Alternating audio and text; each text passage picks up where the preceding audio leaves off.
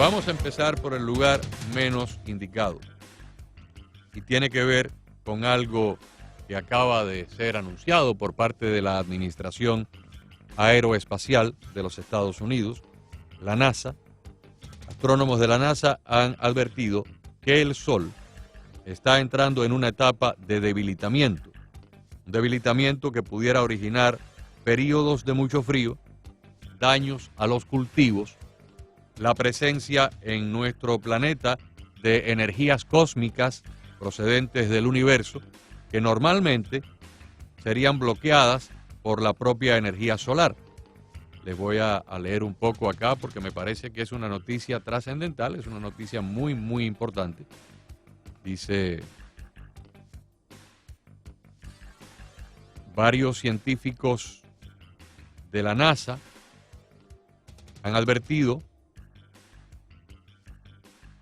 que el Sol está entrando en una fase de bloqueo. Según el astrónomo Tony Phillips, el campo magnético del Sol se ha debilitado, lo que ha permitido la entrada de peligrosos rayos cósmicos adicionales en el sistema solar. O sea, son rayos procedentes del cosmos, del universo. Estos científicos de la NASA han advertido que podríamos entrar en un periodo de recesión de la luz del Sol, ya que según han explicado, las manchas solares prácticamente han desaparecido. Así lo ha confirmado al diario británico The Sun, el astrónomo y científico de la NASA Tony Phillips, quien destacó que la mancha es una marca profunda. El astrónomo ha explicado que los recuentos de manchas solares sugieren que es uno de los más profundos del siglo pasado y que el campo magnético del Sol se ha debilitado, permitiendo que rayos cósmicos adicionales entren al sistema solar. El científico resaltó que estos rayos representan un peligro para la salud de los astronautas, para los viajeros a las regiones polares. Los científicos de la NASA temen que podría ser una repetición de un fenómeno que se produjo entre 1790 y 1830 y que llevó a mucho frío, pérdida de cultivos, hambrunas y potentes erupciones volcánicas. Repito, un periodo que entre 1790 y 1830 produjo mucho frío, pérdida de cultivos, hambrunas y potentes erupciones volcánicas. Alrededor del año 1993, yo tuve la oportunidad de entrevistar a un geólogo en varias ocasiones en otra emisora donde yo trabajaba, y este geólogo planteó una teoría muy importante de que los terremotos tenían una directa relación a las energías electromagnéticas procedentes de fuera de la Tierra. Él hizo un estudio y correlacionó la actividad de las llamaradas solares que habían sido filmadas por satélites de la NASA. Los satélites de la NASA realmente fueron lanzados para explorar el Sol a mediados y finales de la década del 80. Y ya para los primeros años de la década del 90 había suficiente data como para poder determinar cuándo se producían estas grandes llamaradas solares y cuándo había una actividad recesionaria de lo que era la actividad en el Sol. Y él simplemente puso eso en un cronograma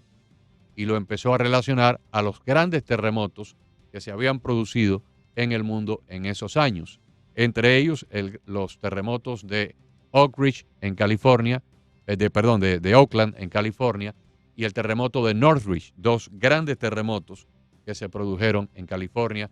y que en su momento causaron un daño extraordinario con decenas de miles de millones de dólares en pérdidas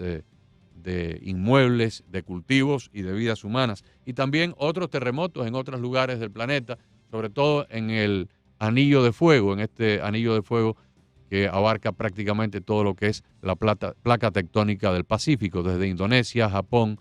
hasta los países de acá del hemisferio nuestro, Chile, Perú y México. Y bueno, pues este científico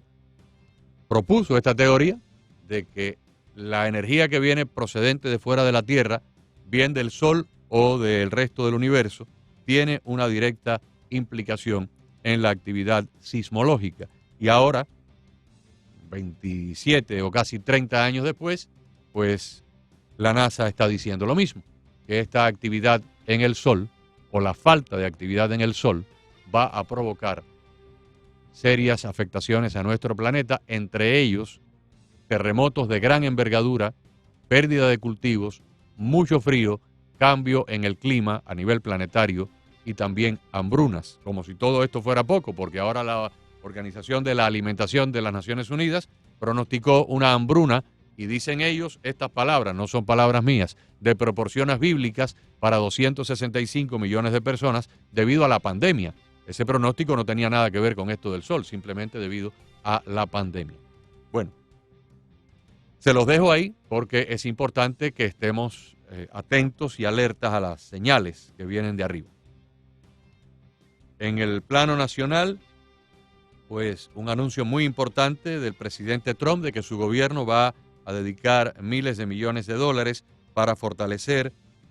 las producciones de los agricultores privados, de las compañías que producen carne de res, carne de cerdo, que producen carne de pollo, para que no se interrumpa en ningún momento la cadena de abastecimientos y pueda haber una escasez acá en los Estados Unidos, porque esto es lo que ocurre. La mayoría, la gran mayoría de los agricultores privados en los Estados Unidos, a excepción de esas grandes empresas multibillonarias como Archer Daniels Midland,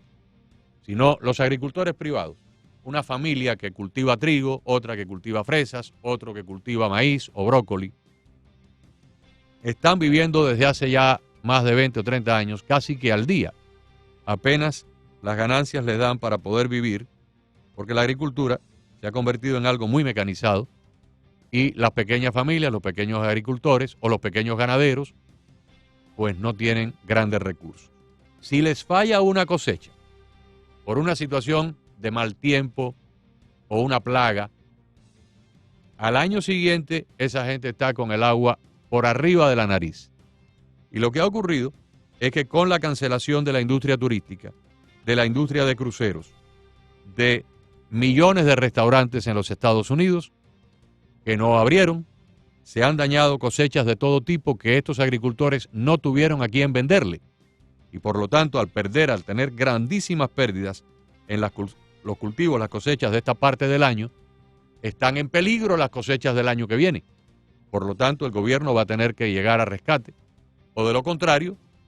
el año que viene pagaremos las fresas a $10 el paquetito en vez de $2.50.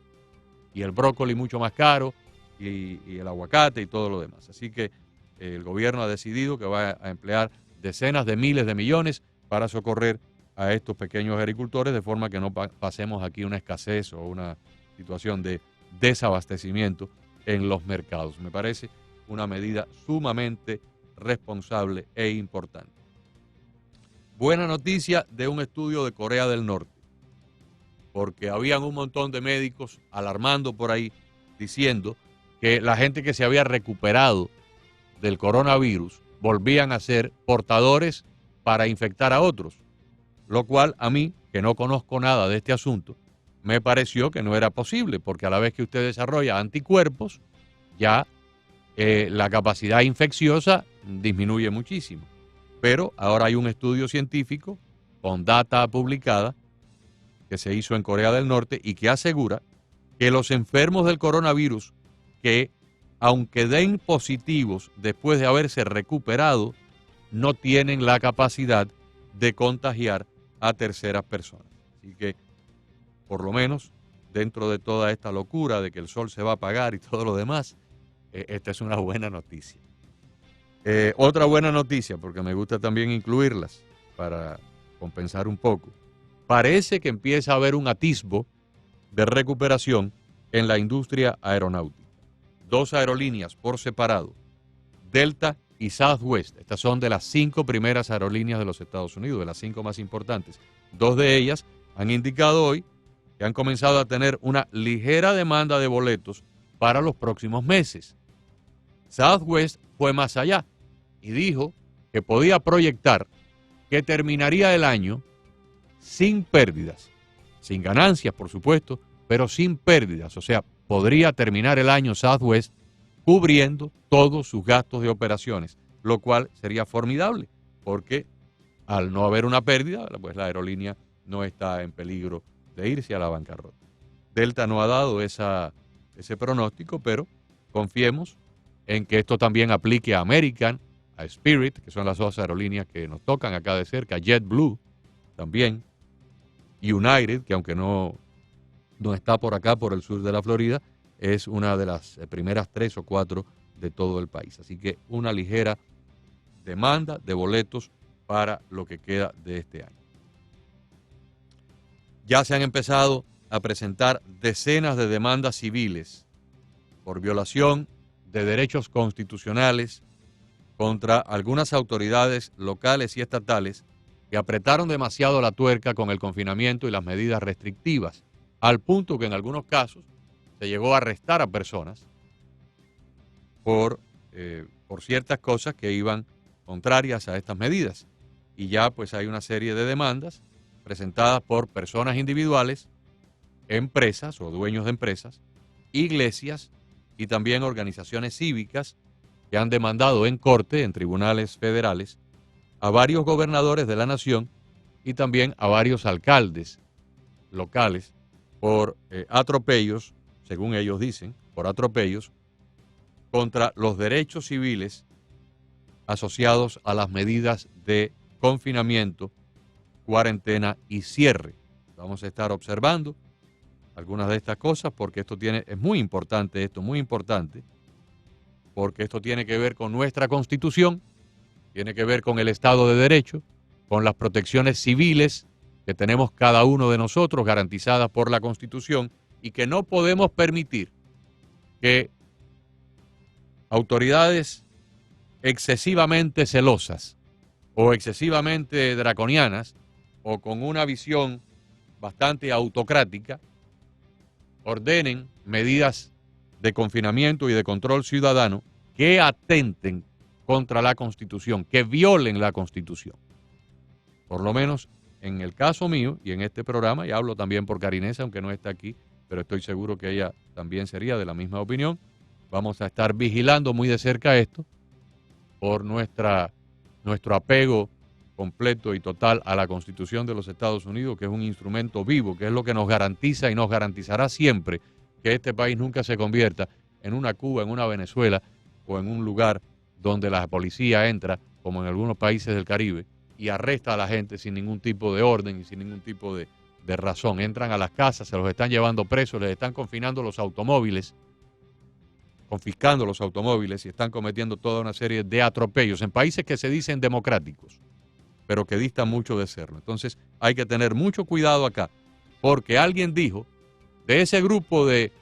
hombres brillantes que firmaron la Constitución de los Estados Unidos, uno de ellos, creo que fue Benjamin Franklin, que aquel que esté dispuesto a ceder derechos para gozar de seguridad no merece tener ni una cosa ni la otra. Y agrego yo, y probablemente al final terminará sin una y sin la otra.